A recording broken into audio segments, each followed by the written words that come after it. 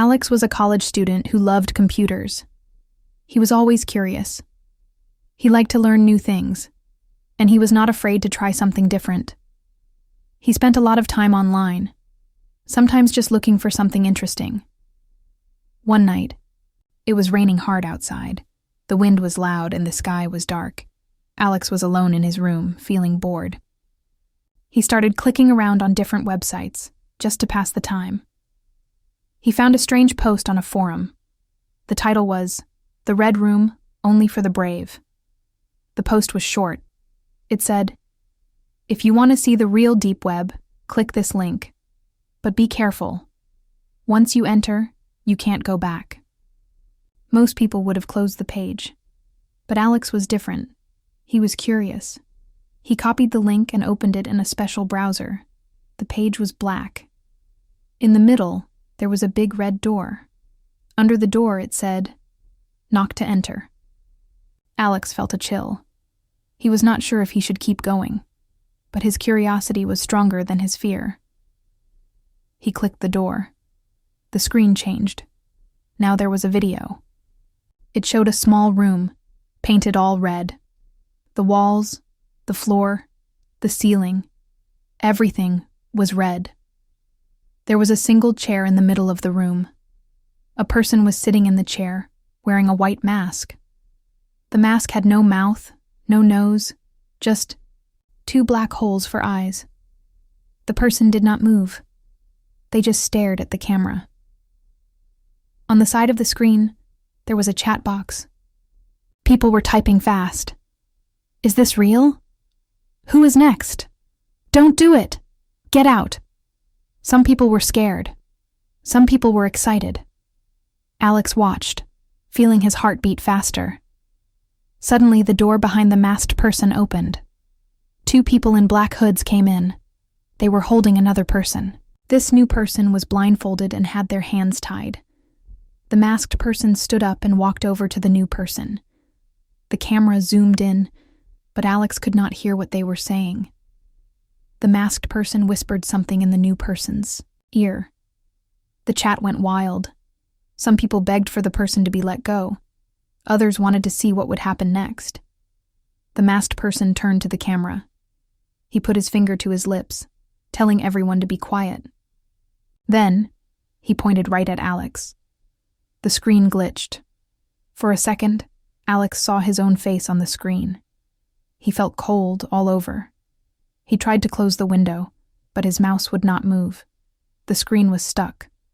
The masked person leaned close to the camera. In a strange, broken voice, he said, "You're next, Alex." Alex froze. How did they know his name? He had not used his real name anywhere. His phone buzzed. A text message from a number he did not know. It said, "Run." Alex pulled the plug from his computer. The screen went black. He sat in the dark, shaking.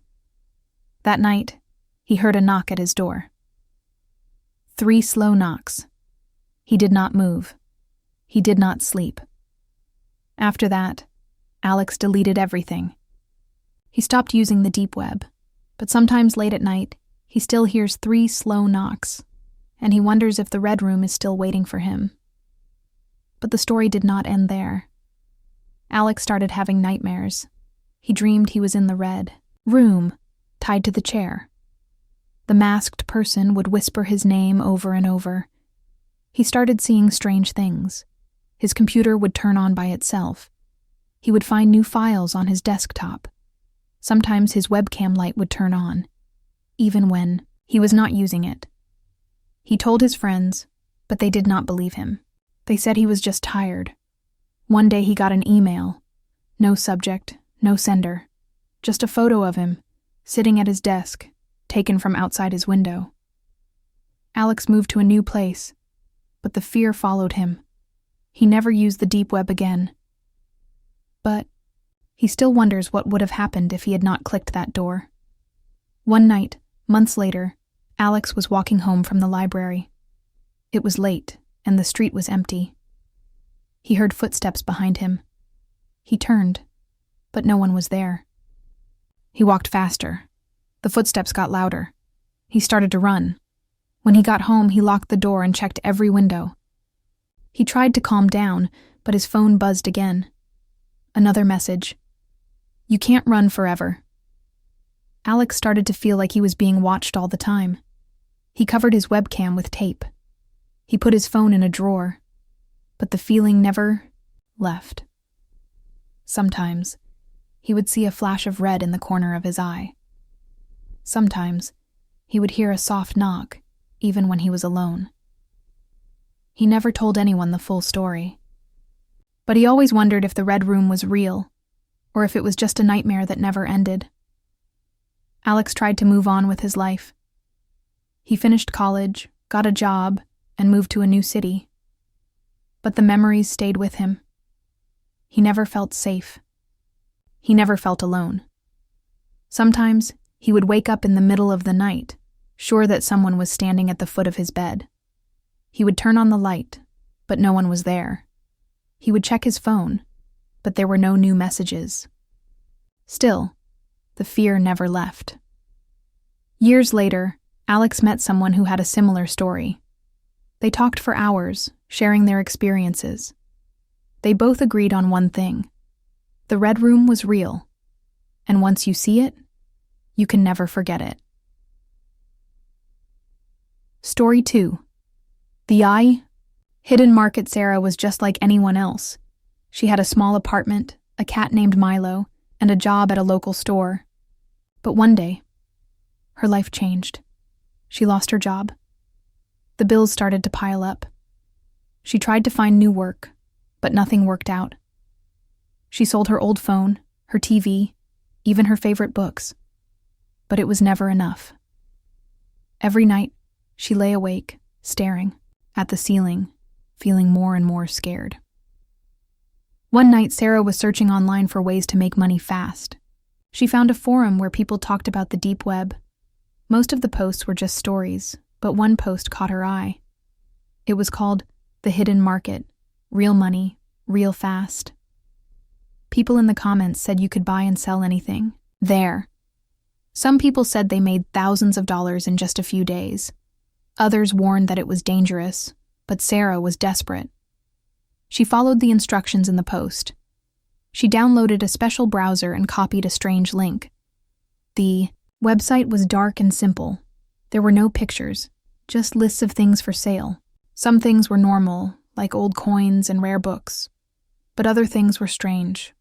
Fake passports, stolen credit cards, even mystery boxes. The mystery boxes were the most popular. People said you could get anything inside. Money, gold, or something even stranger. Sarah read the reviews. Some people said they got cash or jewelry. Others said they got things that scared them. One person said they got a box full of old photos of themselves, taken without their knowledge. Another said they got a single black glove, with a note that said, "I'm closer than you think." Sarah felt a chill, but she needed money. She decided to buy the cheapest mystery box. It cost almost all the money she had left. The seller sent her a message. "Your box will arrive in 3 days. Be ready." Sarah waited. She barely slept. She kept checking her email, but there were no updates. On the 3rd day, there was a knock at her door. She opened it, but no one was there. Just a small black box, sitting on her welcome mat. There was no label, no return address. Sarah brought the box inside. Her hands were shaking. She opened it slowly. Inside was a single photo. It was a picture of her, sleeping in her bed. The photo was taken from outside her window. There was a note inside the box. It said, "We see you." Sarah's heart started to race. She ran to her window and looked outside, but there was nothing but darkness. She closed the curtains and locked the door. She tried to calm down, but she could not stop shaking. She told herself it was just a prank. Maybe someone hacked her webcam. But deep down, she knew it was something worse. The next day, Sarah tried to go back to the hidden market. But the website was gone. Her account was deleted. Her money was gone too. That night, she found another photo. This time, it was slipped under her door. It was a picture of her eating breakfast. The angle was different, as if the photo was taken from inside her apartment. Sarah called the police. They came and searched her home. They checked the windows, the doors, even the vents. They found nothing. They told her to stay calm and call if anything else happened. But the photos kept coming. Every night, a new photo. Always of her. Sometimes from outside, sometimes from inside. Sometimes she was sleeping. Sometimes she was just sitting on the couch, reading a book. The photos were always clear, always close. Sarah started to notice other things. Sometimes her things would be moved. A chair would be in a different place. A window would be open when she was sure she closed it. Once, she found muddy footprints in her hallway. She bought new locks and put cameras in her apartment, but the photos kept coming. Sometimes she would find them on her car. Sometimes they were mailed to her work. She started to feel like she was never alone. Sarah stopped sleeping. She started staying up all night, watching the windows, listening for any sound. She stopped going out at night. She stopped talking to her friends. She even stopped answering her phone. She was too scared. She moved to a new city, changed her name, and got a new job. For a while, things were quiet. But then, one night, she found a photo on her pillow.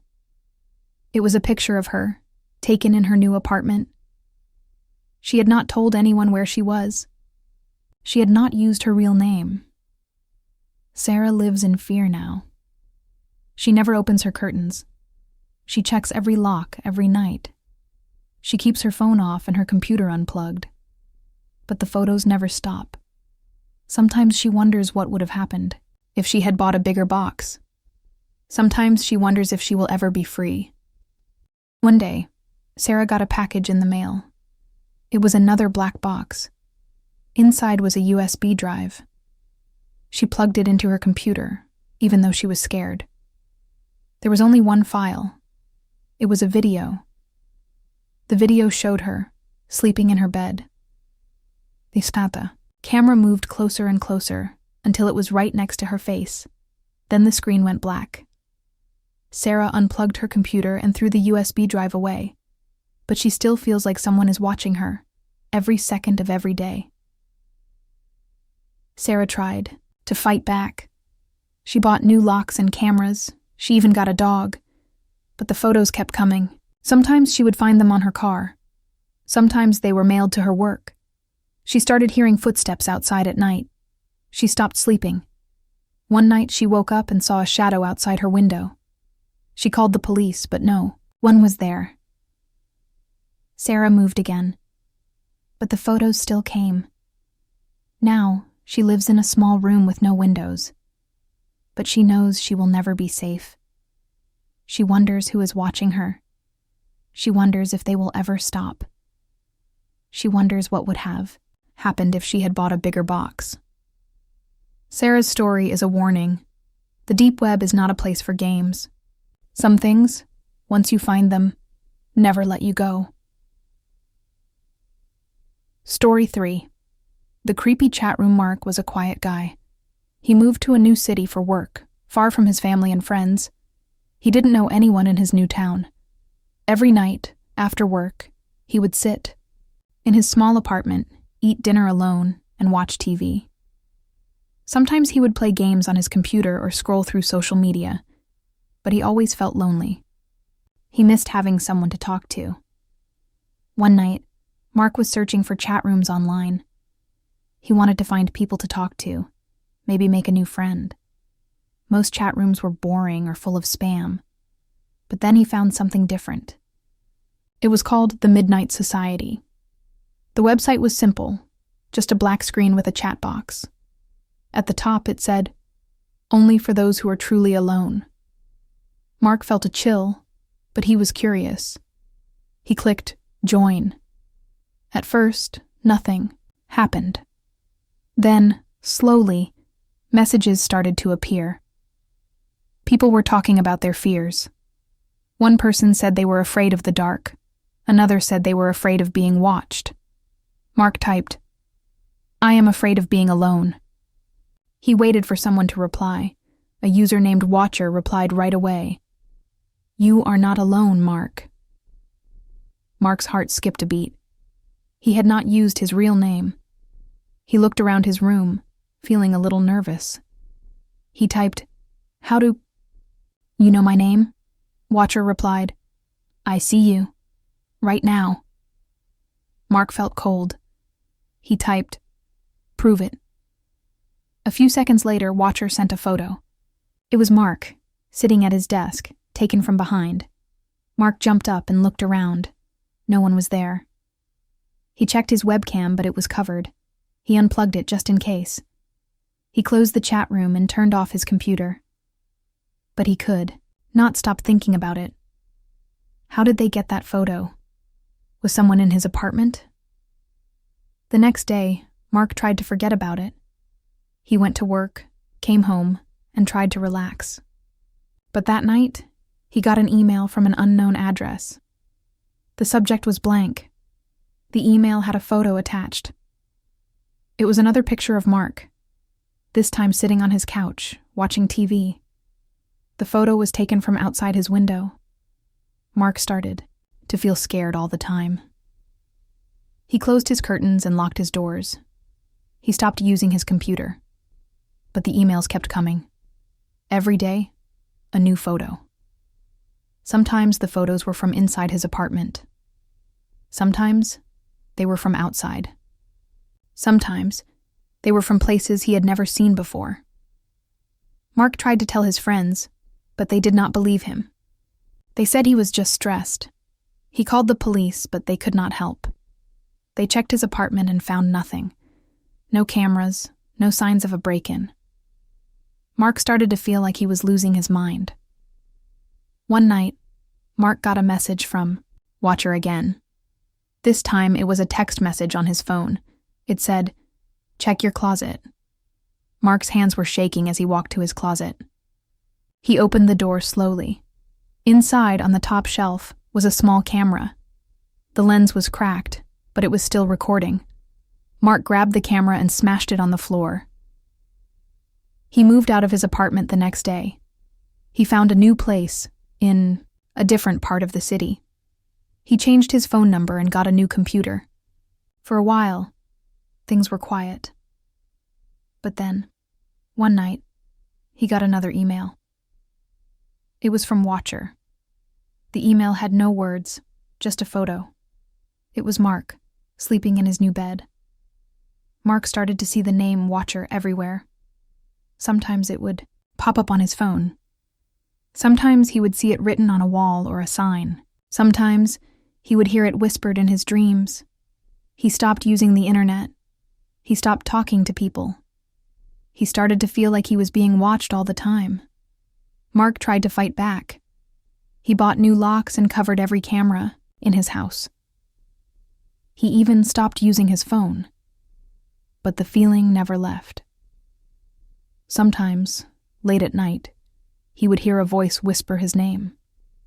Sometimes he would wake up and find a new photo on his pillow.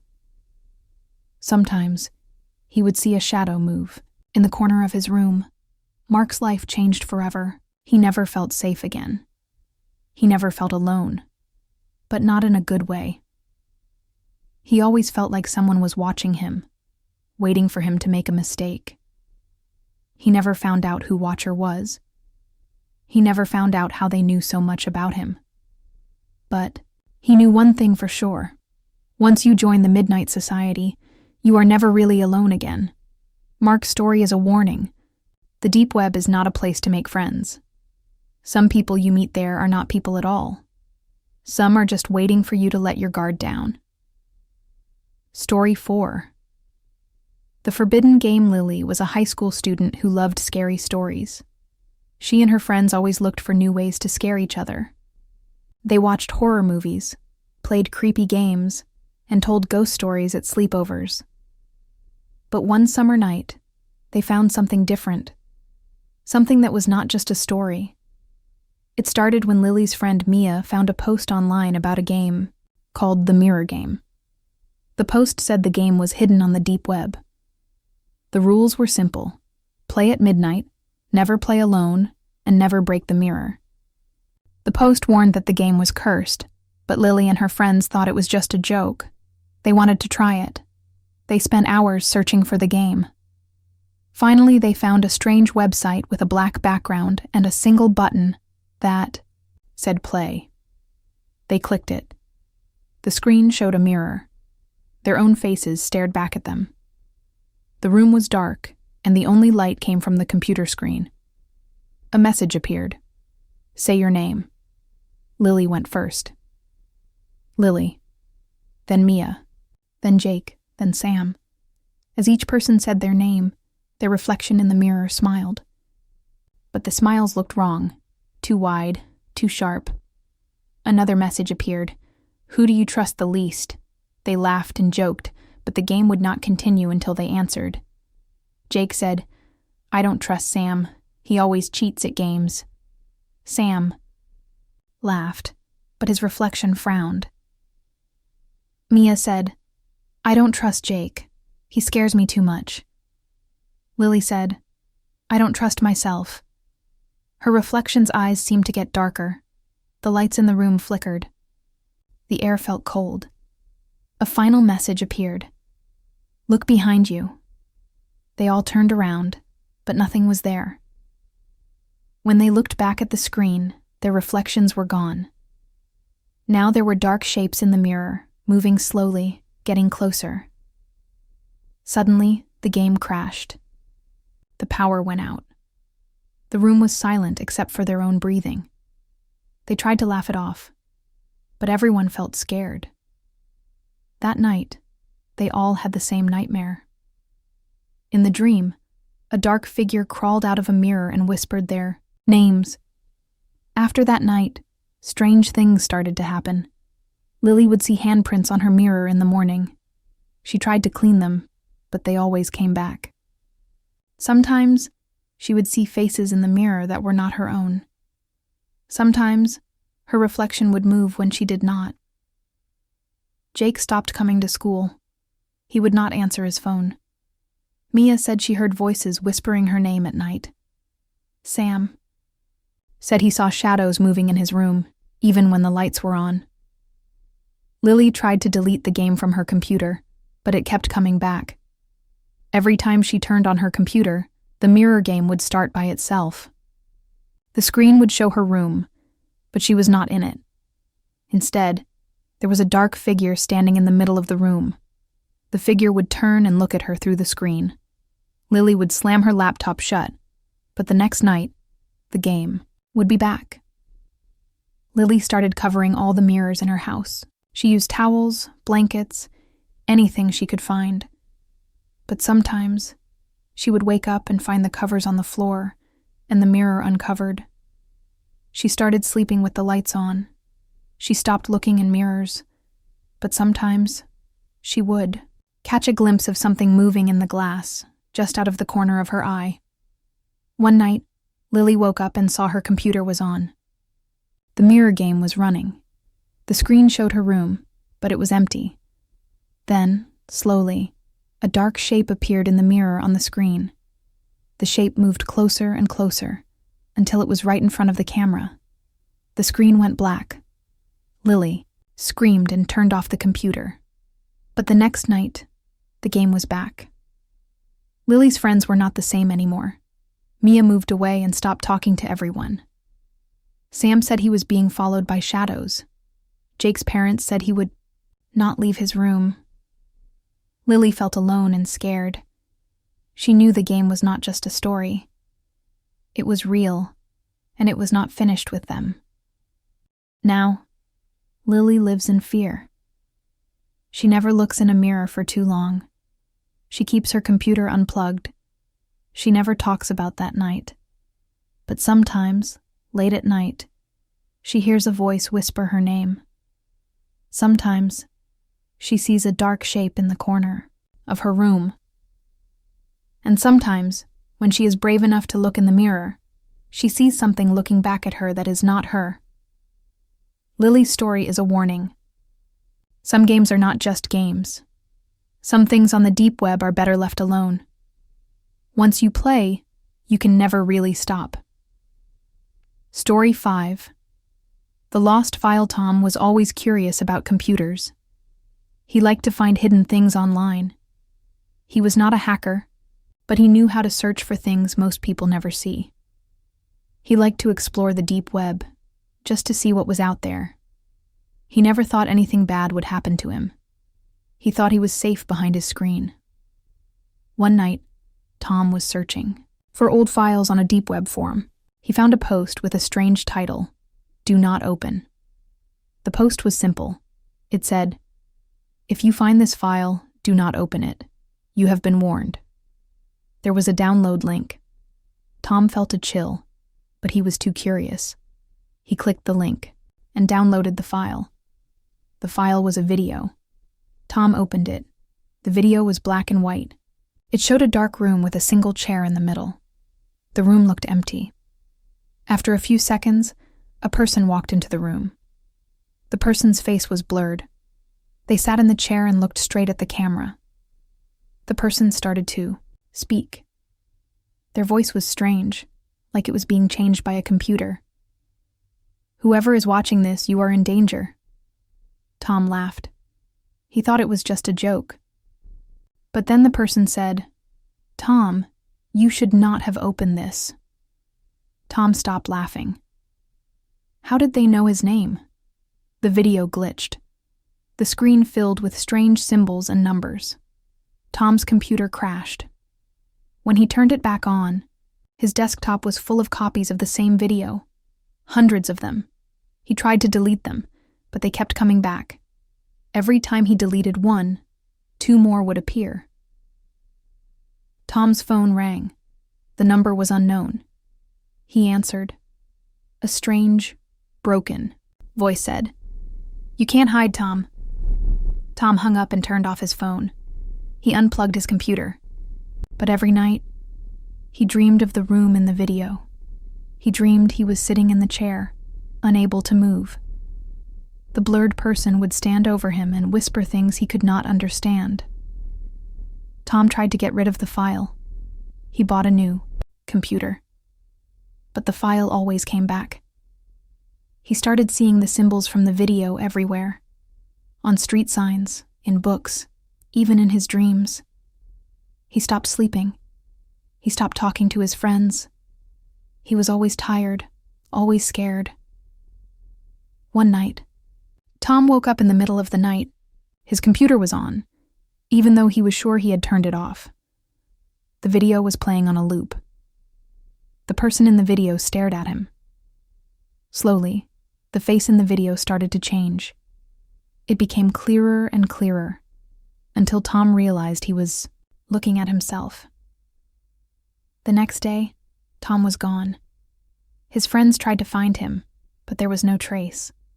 His apartment was empty, except for his computer, still playing the video. Some people say they have seen Tom online, in strange chat rooms, sending the same file to other people. No one knows what really happened to him.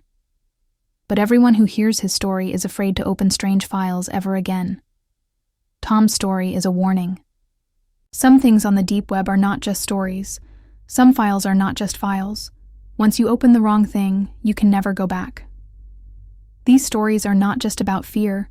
They are about what happens when you go too far, when you look for things that are better left hidden. The deep web is full of doors. Some of them are locked for a reason. Some games should never be played. Some files should never be opened. And some secrets are better left in the dark. If you are thinking about exploring the deep web, remember these stories. Remember that not everything you find online is safe. Not everyone you meet is a friend. And not every secret is meant to be found. Sometimes the scariest things are the ones you cannot see. Sometimes the real danger is just one click away. If you enjoyed these stories, please like this video, subscribe to the channel, and share it with your friends. If you have your own deep web story, tell us in the comments below. But be careful. You never know who might be reading. You never know who might be watching. Thank you for listening. Stay safe. And remember, some doors should never be opened.